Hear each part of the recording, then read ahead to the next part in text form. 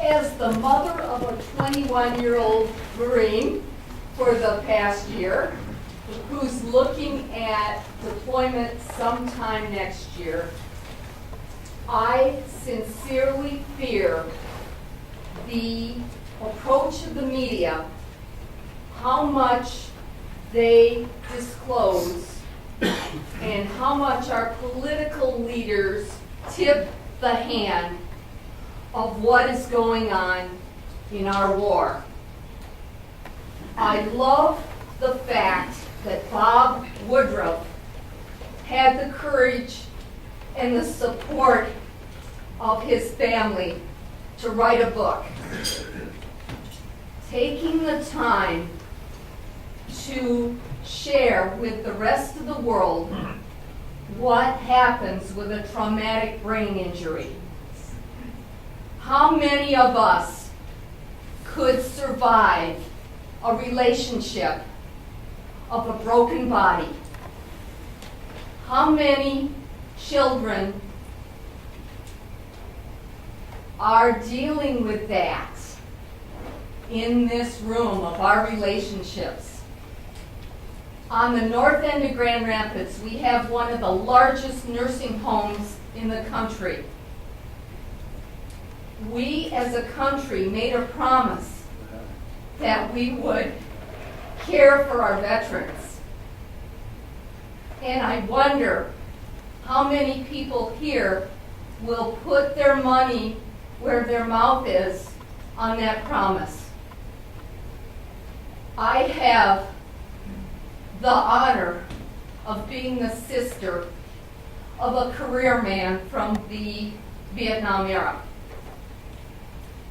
His only missing part that he indicated was a fingertip when he was 16 years old from a power takeoff in a farm accident.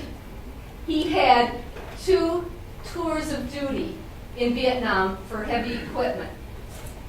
Somebody was shining on him because he would drive a bulldozer. Mom, I totaled it twice. They were able to fix it a third time.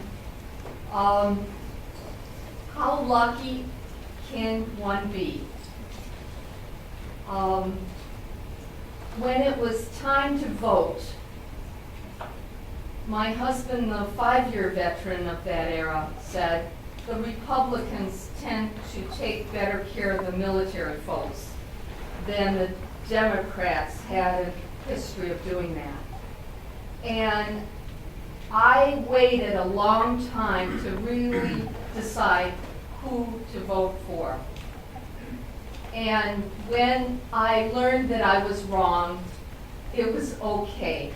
Because when I saw the college students outside of the White House, I knew that it's okay that I don't always get my own way. I trust that President-elect Obama will surround himself with the right folks. Thank you very much. I should just say I'm a Navy reservist myself, and I was at Brooke Army Medical Center about a week ago in San Antonio, which is where virtually all of the burn victims from Iraq come. And it's beyond inspiring to be around those folks because without fail, they don't see themselves as victims. They're proud of what they did, and they're eager to go back. And it's pretty remarkable to be around them. So I thank you for your is it your son who's a Marine? He is. Okay, thank you very much. Thank you.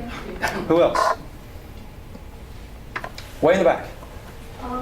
You talk about Bush's choices, but it seems to me that he just follows the interest of the business class and point case immigration. Immigration is something that business wants because they want cheap labor. Well, it's interesting if you look at how he's packaged it. It's always been packaged in terms of there are people in the shadows who are here whether you want him to be here or not. So his argument is in fact a very humanizing argument that he's used publicly. Now, does business support cheap labor? Certainly, but the fact is, I mean, the Republican Party has never had a Republican president that has publicly been, I almost want to say, as pro-immigrant as this president. So I don't see any evidence that this was a political calculation. If there's one thing we have learned about this guy, love him or hate him, I mean, he is determined to do what he thinks is right. I mean, if he was a political guy, he would have pulled out of Iraq 4 years ago when it first became unpopular. So I'm not able to see into his mind and see what his motivations are other than what he says. And the way he says it is that he does it in a very humanizing way, that these are people too. They're here. And we need to find out a way to come up with a legal process for them. Yes, sir. I want you to compare what you've done with Eisenhower with what George W. Bush found. Eisenhower thought it was a mistake for Truman to go into Korea unilaterally on his own, inherit presidential power, and not come to Congress for support. Right. Eisenhower thought that was a mistake and thought the country was safer on national security if the two branches work the right message to enemies, the right message to allies. As you know, Bush started off working with Congress with a number of statutes, and then that seemed to disappear. Do you think Bush would have been, was there capacity to work jointly with Congress? Was that out of the question, or could he have done more than he did? I mean, again, this is a question that historians will have to answer. I think what he would tell you is that he did just that. I mean, as I mentioned earlier, I mean, the Joe Biden quote comes from the congressional authorization debate on the Iraq resolution. So I mean, and he would say that he did go to Congress and got necessary framework for it. Could he have done more? Sure. I mean, I think that's an issue that people will debate and discuss. And in terms of Eisenhower, I mean, I do think, I mean, Eisenhower, to me, in my research, was certainly much more from the realism school than he was the idealism school. I think Bush very much wants to create democracies all over the world. He sees America as sort of a shining city on a hill, and thinks that a democracy in the Middle East, could lead to good things down the road. I think a more conservative view of that, and we don't often think of Eisenhower as a conservative. I actually do, in many ways, a small c conservative, would think that there are limits to that in terms of bringing, as Professor Fear said last night, bringing freedom to different parts of the world. So it's hard to compare the presidents because they're different times, different eras, different challenges. Yeah, I mean, I think it's a question open to be discussed for many, many years to come.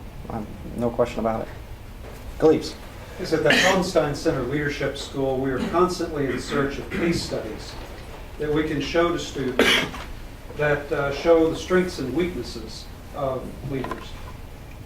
What, in your mind, Kasey, is the best example of President Bush making a great decision as a leader that we could hold up to students? Well, I think, we discussed this earlier today. I mean, I think his reaction on 9/11 was a water shift in American policy. We certainly had been attacked before. We had even been attacked at the World Trade Center before. We had military vessels, Navy vessels that had been attacked, embassies that had been attacked. And yet, in each of these cases, we decided that this was sort of a crime for the FBI to investigate or police officials to handle. So I think the shift from this is a crime to this is a war was a very profound shift. And then, of course, the second one is no longer drawing a distinction between terrorists and the countries that house them. These were two pretty important shifts in policy that I think most people would basically agree with those two things. I think even now. Now, again, you can argue with the execution, and people will debate how those were carried out. But I think the formulation of those two policies, I don't think after 9/11 most people would disagree with. So I think in that sense, those were two pretty important decisions.